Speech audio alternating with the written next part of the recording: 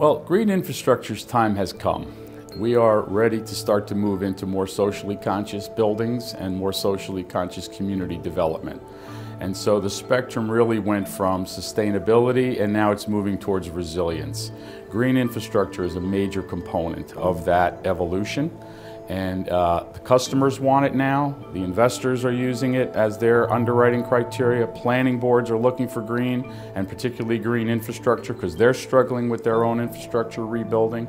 And it's the trend right now. So green infrastructure is a different approach, a more holistic approach to stormwater management. We not only store the water and do the same kind of delaying, but now we're infiltrating water into the ground, we're taking advantage of evapotranspiration, and we're overall improving the water quality because now we're generally filtering the water at least through soil and often through the root zone of vegetation. So we're getting a much higher quality. So the state is proposing to change their stormwater rules. They put out a proposal in December of 2018. By the rules changing, we will now be able to get credit for green infrastructure systems. So this will allow a developer now to actually reduce the size of the area dedicated to stormwater management. So the DEP is going to begin recognizing infiltration. And that's a cornerstone of a lot of green infrastructure. Not all green infrastructure is based on infiltration, but many different forms are.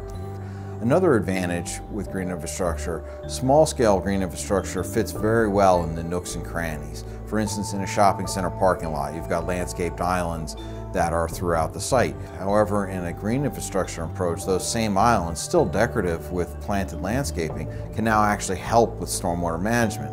There are some engineers that are skeptical about green infrastructure. There's concerns about a variety of different myths they've heard.